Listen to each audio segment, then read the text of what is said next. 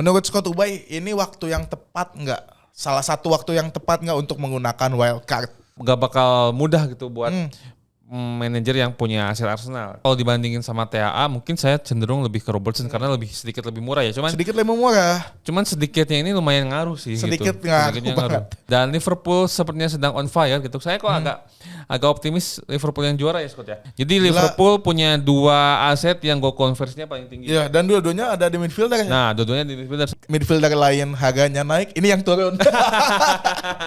Kita pilih dari Chelsea, Madueke. Wah, ini nih. Bukan Palmer nih Scott. Kembali lagi di Pandit FPL bersama saya Scott Ubay. Dan saya Scott Onai. Salam panah hijau.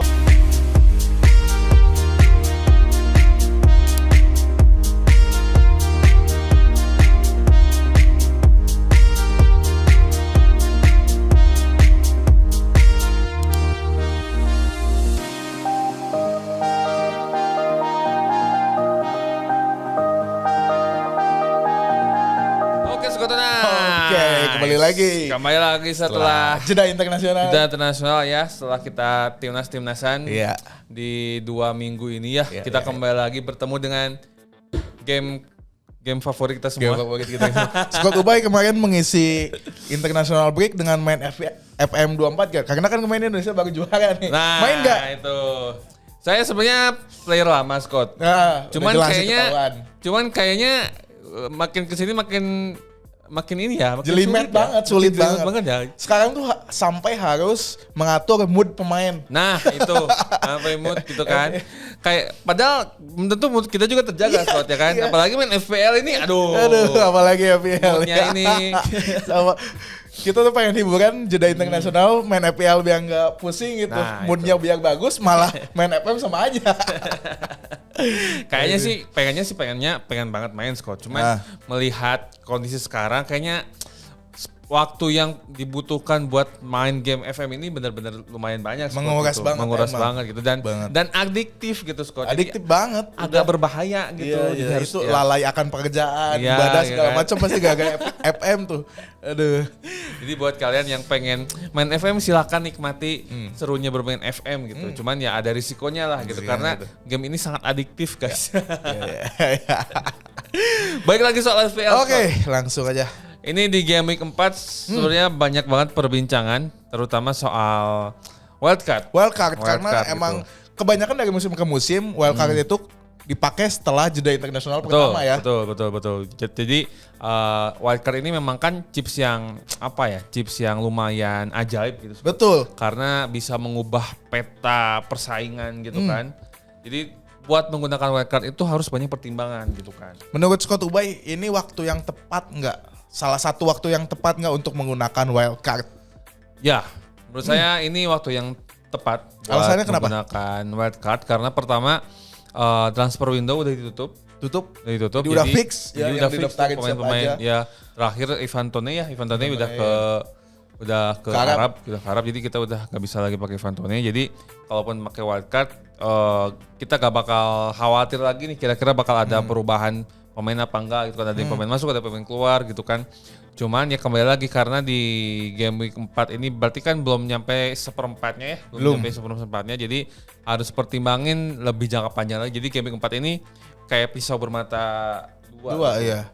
Wildcard di game week 4 ini. Jadi bisa benar-benar jadi senjata yang bagus atau malah merusak tim sendiri. Jadi memegang ya ke diri sendiri gitu. Wah, bahaya. Nah, soal wildcard ini sebenarnya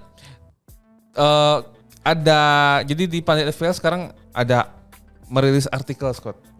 Apa tuh gimana di Pandit sharing gitu. Jadi nanti teman-teman selain follow sosial media kita gitu kan, ada di Twitter, di Instagram, juga di TikTok. Silakan cek juga websitenya Pandit Football di www.panditfootball.com. Jadi nanti setiap minggu itu akan ada 3 artikel yang rilis soal FPL. Khusus untuk FPL gitu. Dan ini adalah yang menulis adalah teman-teman dari komunitas FPL juga. Jadi ini juga mengupayakan buat menghidupkan komunitas FPL Indonesia supaya lebih maju gitu. Betul sekali. Gitu. Jadi Pandit salah satu wadah untuk pengumpul para komunitas-komunitas FPL ini diwadahi sama Pandit yang mau nulis, yang mau apa, coba kesini gitu. Bisa. Jadi nanti ada 3 artikel setiap minggu, setiap pekan gitu. Jadi langsung aja cek aja yang sering-sering lah ke websitenya panditfootball.com gitu. Menarik sekali ini, bakal sering-sering baca ini nih. Iya pasti. Karena ini juga baru yang pertama ini ngebahas wildcard gitu Scott. Wildcard. Jadi ya langsung aja cek gitu. Oke, untuk game week 4 nih Scott. Ada pertandingan-pertandingan seru kayaknya untuk FPL wise ya kayaknya. Untuk fans Arsenal sih ini mah. Nah, ini setelah jeda internasional, Odegaard cedera. Aduh, itu nih, aduh. Declan Rice akumulasi ya. Tapi kan kartu merah, Odegaard cedera. Lawan Spurs. Masa yang di masa Saka ya? Saka lagi ya. Karena nih Scott, Declan Rice kartu merah. Si Odegaard cedera. Mikel Merino tuh. Pemain baru belum bisa main atau cedera? Masih cedera bahu katanya waktu latihan. Jadi astagfirullahaladzim, cobaannya banyak banget nih Arsenal nih, asli banyak banget. Jadi mungkin nggak bakal mudah gitu buat manajer yang punya hasil Arsenal. Cuman gimana Scott, menurut Scott apakah buat manajer yang punya Saka nih sebaiknya, apalagi dia punya Saka terus dia berencana ambil wildcard. Nah sebaiknya Saka ini tetap dipertahankan atau udah gak usah diambil lagi gitu? Kalau menurut saya, kalau dilihat dari cederanya Odegaard, kayaknya dalam tanda kutip ya bukan cedera yang bakal semusim gitu. Dalam beberapa minggu akan kembali. Dan Saka ini salah satu pemain yang mungkin dari 3 pertandingan kemarin nih Saka ini selalu mendulang poin gitu.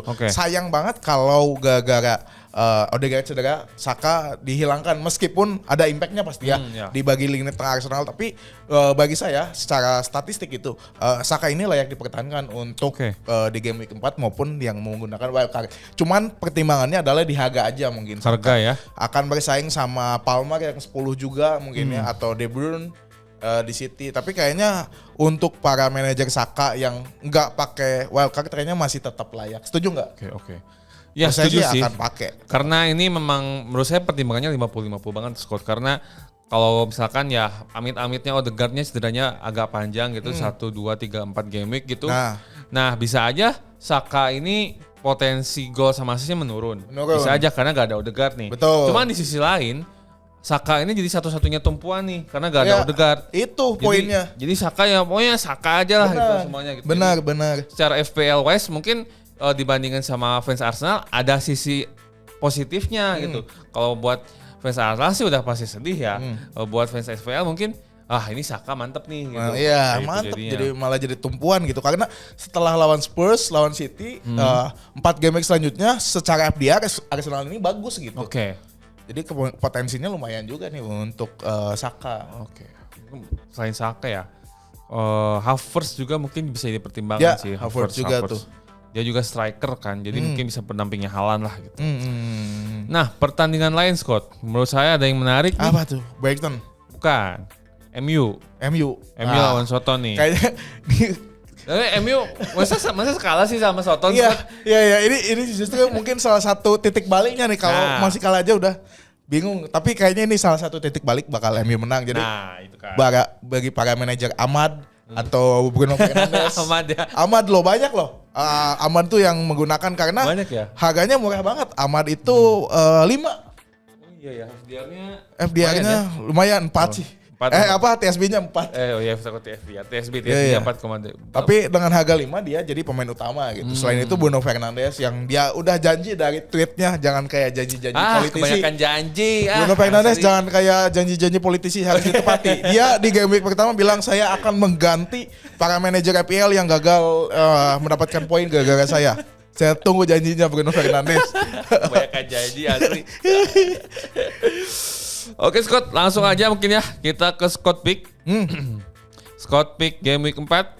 Dari kiper kita mulai formasi dulu, kayaknya tetap ya formasi 352 formasi kayaknya formasi ya. Tetap sih 352 kayaknya tim red kalau buat FPL mah 352 masih jadi yang paling gacor di kiper. Kiper siapa?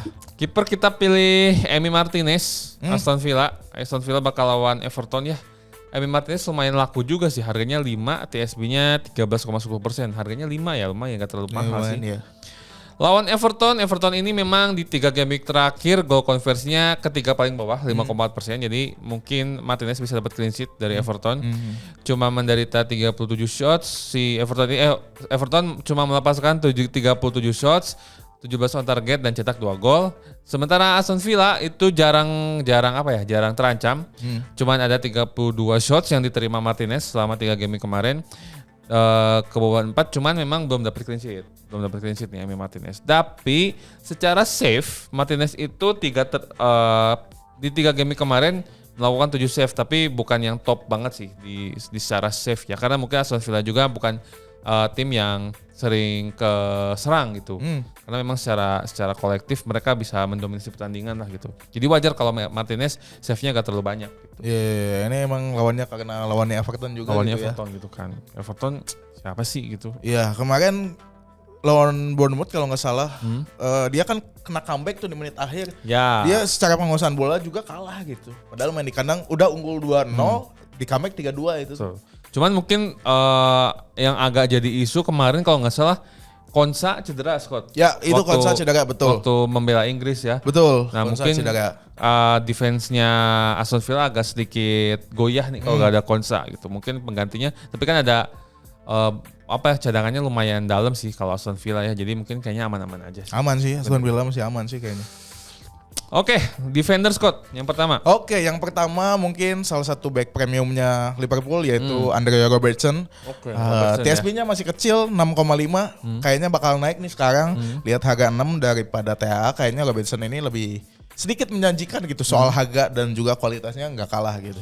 Secara tim dari 3 game week kemarin Liverpool ini tim nomor 2 yang paling sedikit menerima ancaman melalui tendangan gitu. Hanya 23 dan 3 game week 3 clean sheet. Wah, gila.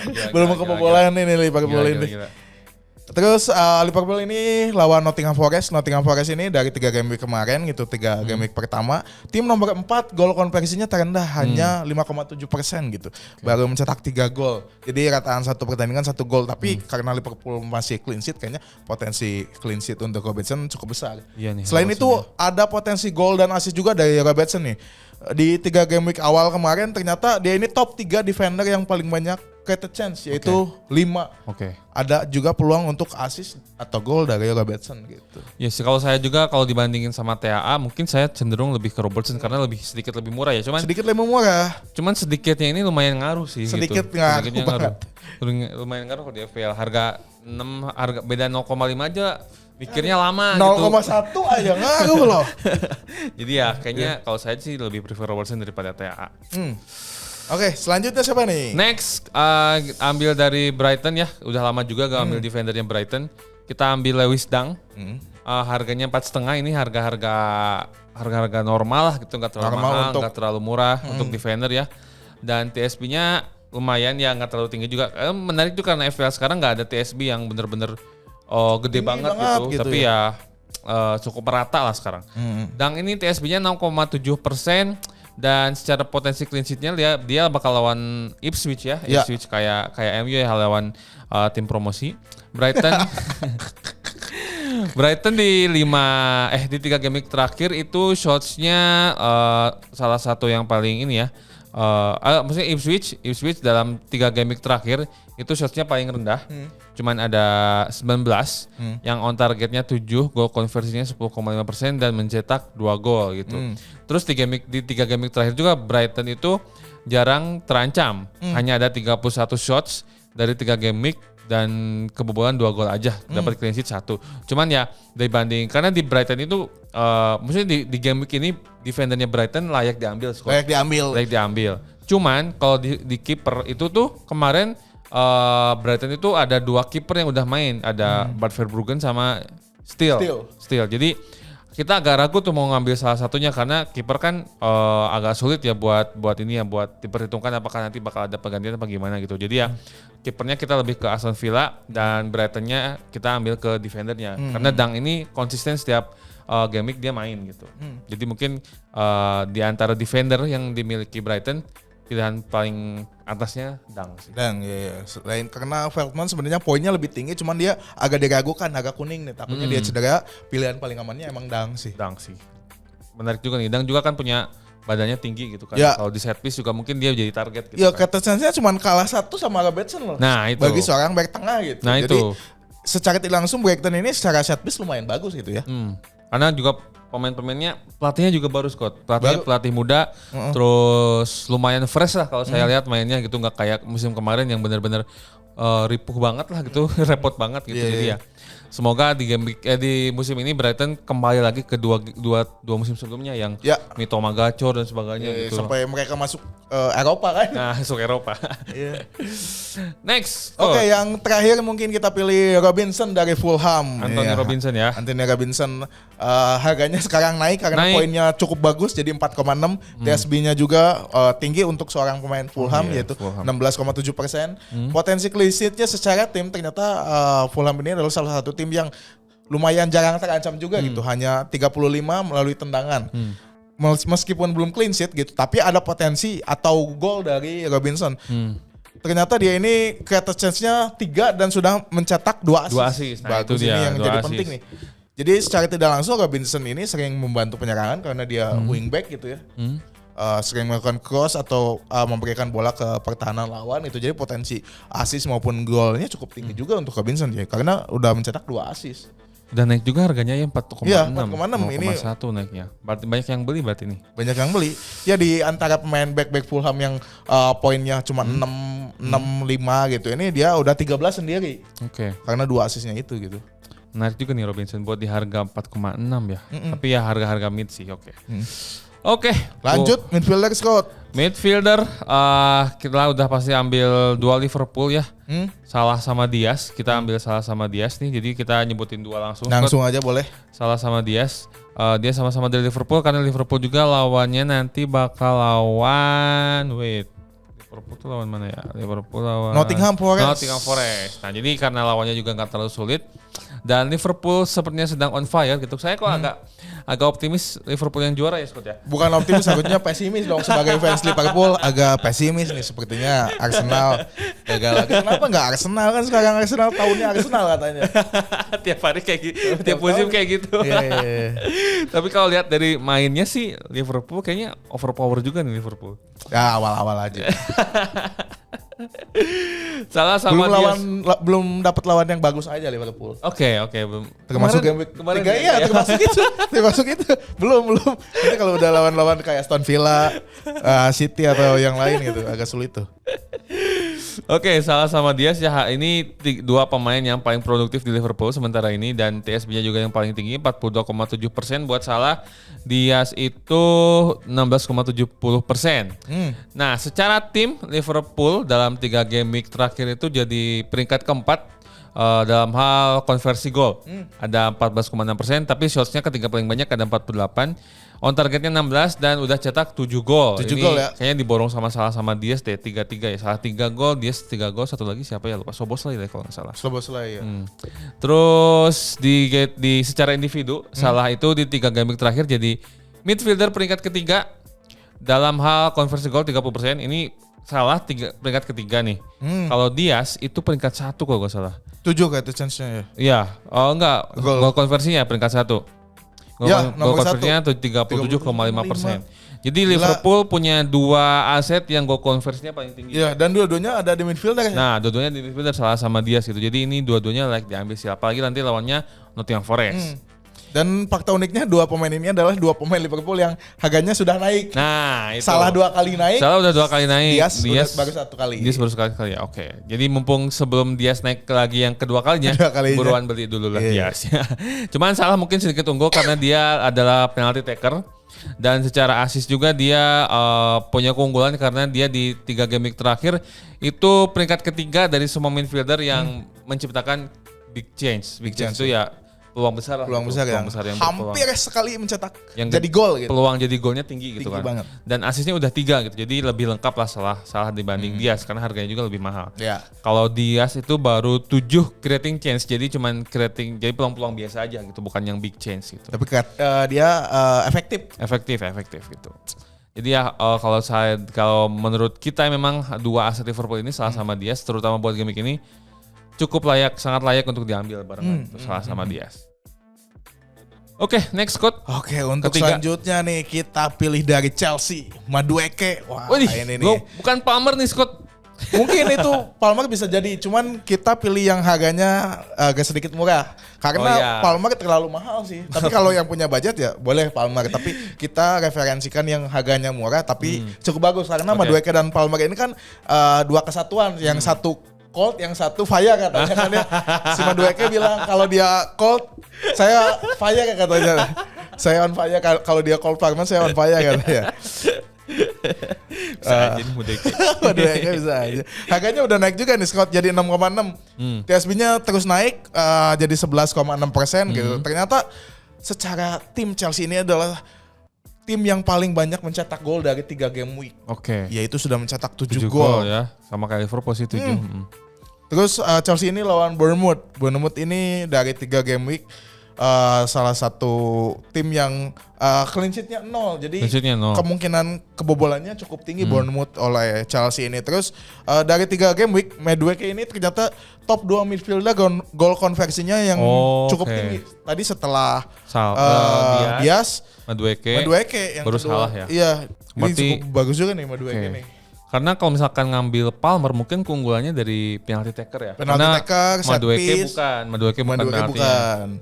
Tapi ya kalau saya sih Palmer 10-an, Madueke 6, selisihnya 4,4 ya, 3 sampai 4. 3,4 ya. 3 sampai 4 lah ya mungkin ya. Jadi kalau saya sih memang mending Madueke sih. Madueke iya, betul.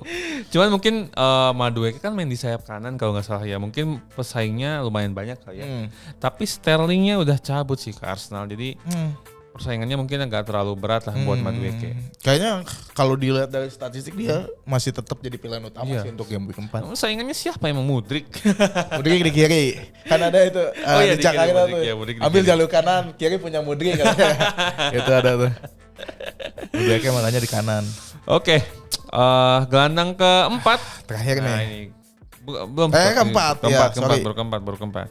Kita ambil pemain MU. Ini dia Bruno Fernandes. Sebentar Scott, saat midfielder lain harganya naik, ini yang turun. 4,4 tuh sendiri.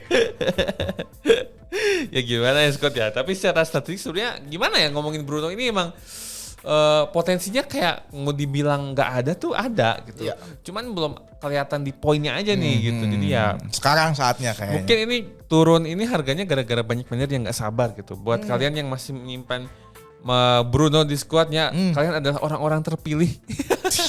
Kayaknya orang-orang yang cerdik tuh ya, orang-orang terpilih lah. Orang-orang terpilih.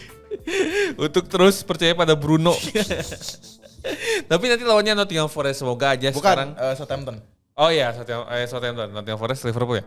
Southampton. Jadi semoga aja kesabaran kalian sekarang terbalas. Terbalaskan dengan hat-trick. Yang hat-trick ternyata Højlund cedera.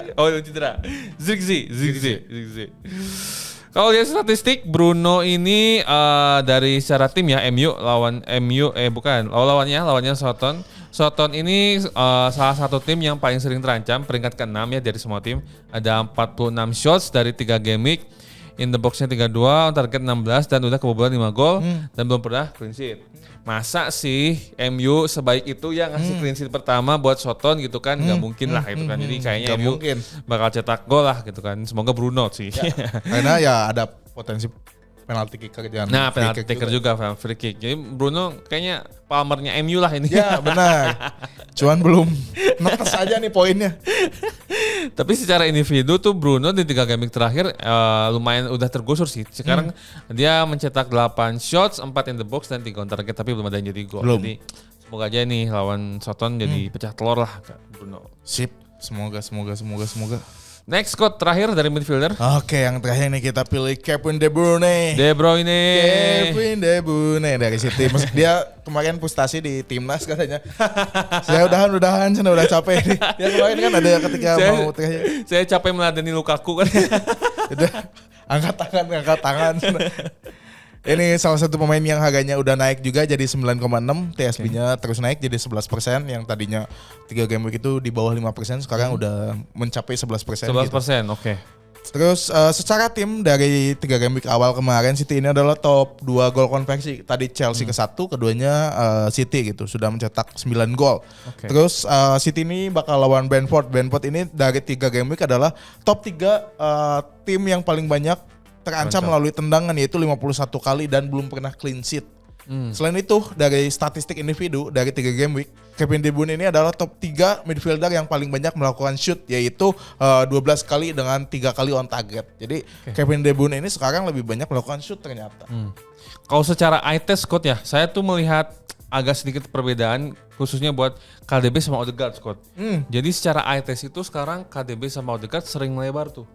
Jadi waktu masih build up, KDB sama Odegaard tuh kayak cari ruangnya ke sayap gitu. Jadi melebar, nanti si sayapnya Saka atau gak kalau di sini siapa ya, Doku gitu, lebih ke dalam. Nah ini mungkin jadi mungkin bisa jadi pertimbangan nih buat para manajer FPL, apakah dengan pergerakan kayak KDB sama Odegaard ini justru meningkatkan si wingernya, atau justru meningkatkan potensi si KDB-nya gitu buat jadi cetak assist atau bahkan cetak gol gitu. Nah silakan pertimbangan, tapi eye test yang saya perhatiin sih kayak gitu, apakah nanti ini bakal ngaruh ke FPL. Nah let's see lah ya. Meskipun outsetnya berbeda ya, ketika mungkin di City poin De Bruyne lebih tinggi dibanding Odegaard, karena meskipun sama gitu, Saka itu kan lebih efektif ketika bermain di sayap dibanding Doku maupun Foden atau Grealish gitu. Tuh, Foden juga belum makanya agak beda nih, KDB ternyata poinnya lebih tinggi. Sementara di Arsenal Saka bisa ngasih ruang tuh si sayap-sayapnya. Itu menarik sih, bisa jadi perhatian nih buat para calon pemilik KDB ya. Menarik sekali. Next ke forward ke striker. Yang pertama kayaknya udah pasti nih, Haaland. Ini masa harus dibahas lagi sih, Scott? Harus dibahas lagi udah. Ini sebuah tidak usah dibahas kayaknya. Kayaknya gak usah dibahas deh, Haalandnya udah pasti. Kalau Haaland kayaknya harga 15,2 aja. Sekarang TSB-nya terus naik jadi 67% gitu kan. Kayaknya bisa menyentuh 70% sih kalau hat-trick lagi nih. Yang tersiksa para penganut melawan kemustahalan ini. Iya, benar sekali, hanya itu kayaknya, dan udah nggak ada kayaknya. Sudah pada tobat atau sudah tidak mau di jalan yang benar itu para penganut kemustahalan. Coba kalian penganut melawan kemustahalan absen di kolom komen. Iya. Tapi masih tetap ada kayaknya. Meskipun udah imannya sudah tidak kuat, aduh harus beli nih. Ada yang mungkin yang masih bertahan itu para manajer yang level fanatismenya untuk MU itu tinggi banget, Scott. Enggak juga, bukan. Saya merasa tersindir. Wah, ini sebuah penyerangan nih. Tapi emang benar begitu adanya sih. Karena kesel aja sih ya. Kok jago banget nih orang gitu. Gak apa-apa, Scott. Iman itu harus dijaga, Scott.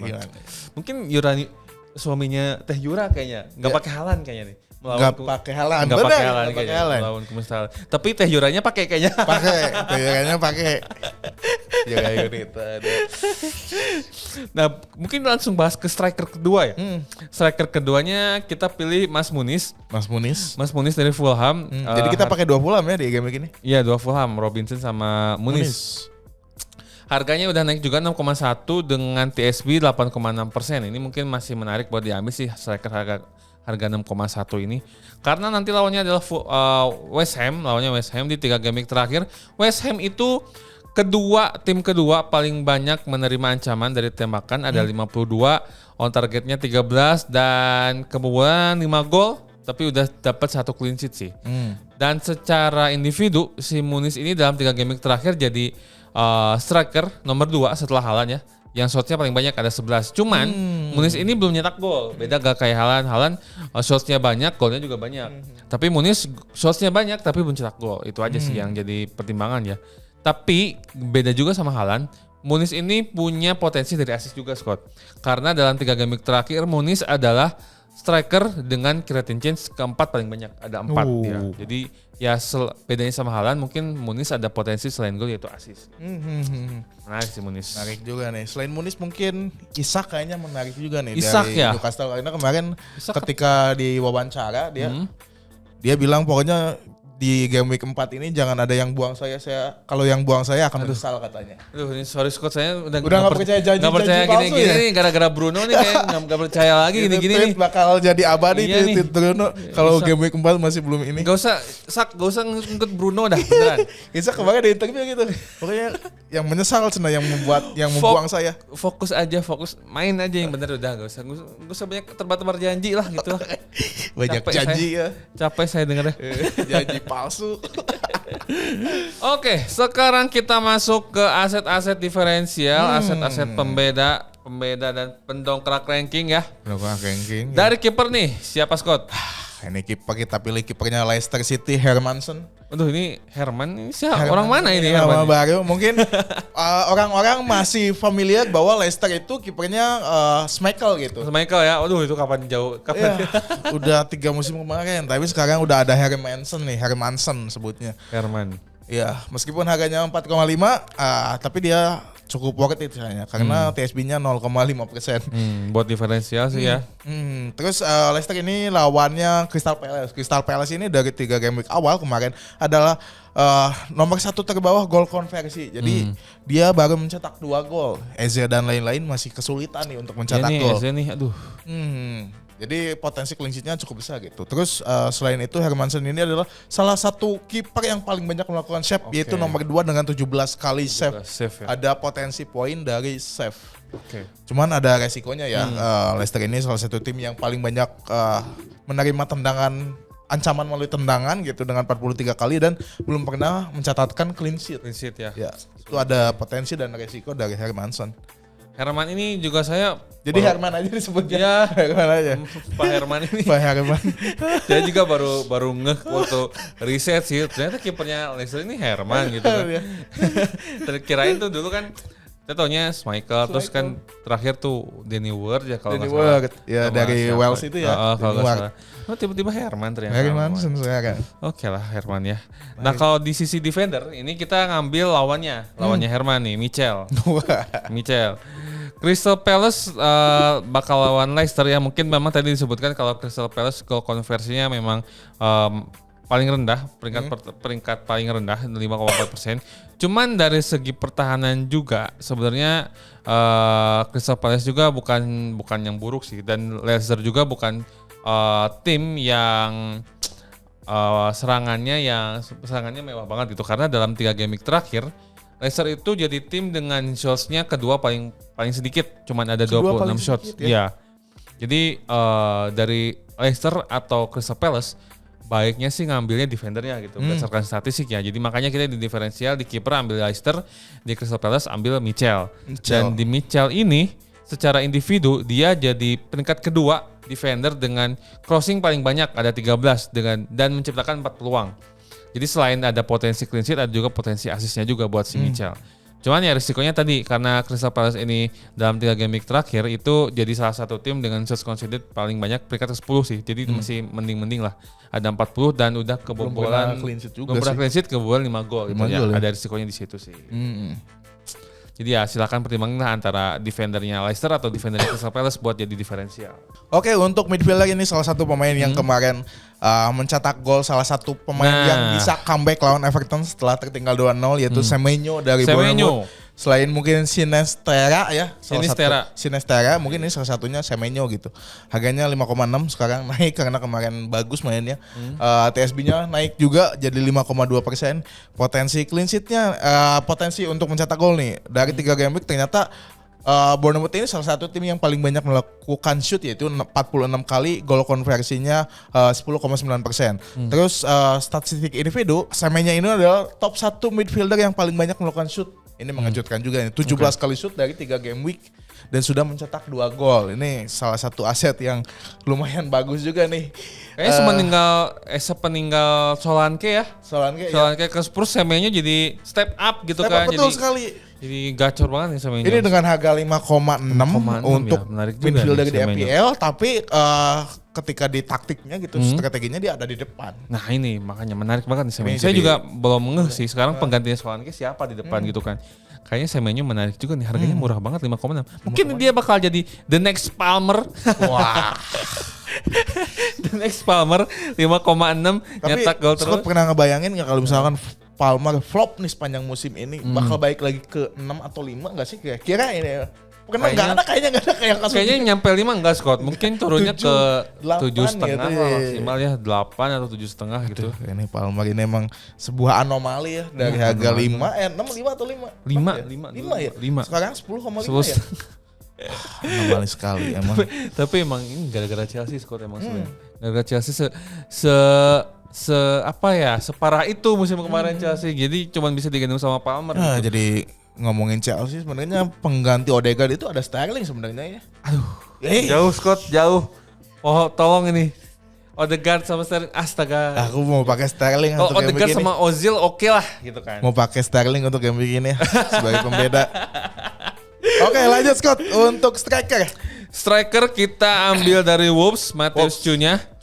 Ini bacanya Cunha bener gak sih? Gak tau lah Cunha. Ya. Cunha gak tau lah. Yeah. Pokoknya dari strikernya Wolves harganya 6,5 dengan TSB 2,5%. Nah sebenarnya nanti lawannya Newcastle. Cuman ini statistik yang cukup mengejutkan buat saya juga Scott. Karena Newcastle dalam 3 game terakhir itu shots conceded-nya atau menderita ancamannya paling banyak. Peringkat pertama ada 55. Dan in the box counter rate-nya in the box 33, counter rate 13, kebobolan 2 dan cuman baru 1 clean sheet. Jadi ya potensi kebobolannya lumayan tinggi karena shots conceded-nya tinggi gitu kan. Cuman ternyata dia punya 1 clean sheet. Jadi ini statistik yang cukup menarik ya buat Newcastle gitu. Jadi challenge juga ya untuk ini saatnya untuk lawan Wolves gitu. Betul. Dan Wolves juga kan kemarin kebobolan maksudnya kalah terus lah lawan Arsenal terus lawan siapa gitu kalah lagi. Jadi mungkin kalau lihat dari sisi Cunhanya, dari sisi serangannya ini agak berbeda karena Cunha ternyata dalam 3 game terakhir itu peringkat ketiga striker dengan shots paling banyak setelah Haaland, terus Muniz. Terus Cunha gitu kan. Ada 9 shots, in the box-nya 6, cuman baru cetak 1 gol.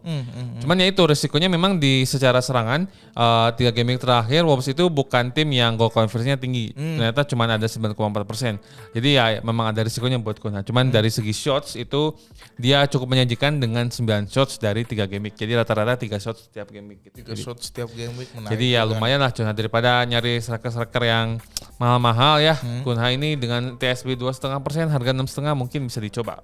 Khusus untuk game week ini. Terakhir Scott, El Capitano. Ini agak sulit juga nih game week 4 kaptennya ya. El Capitano enggak Sterling aja tadi. Sterling main enggak ya kira-kira? Kok bisa kepikiran beli Sterling ya? Kayaknya feeling saya main nih Sterlingnya.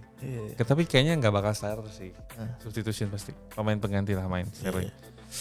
Kalau kapten Haaland lawan Brentford ya. Salah kayaknya. Salah lawan Nottingham. Forest.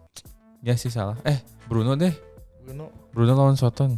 Saya Bruno. Ini serius, jawaban serius. Serius. Oke.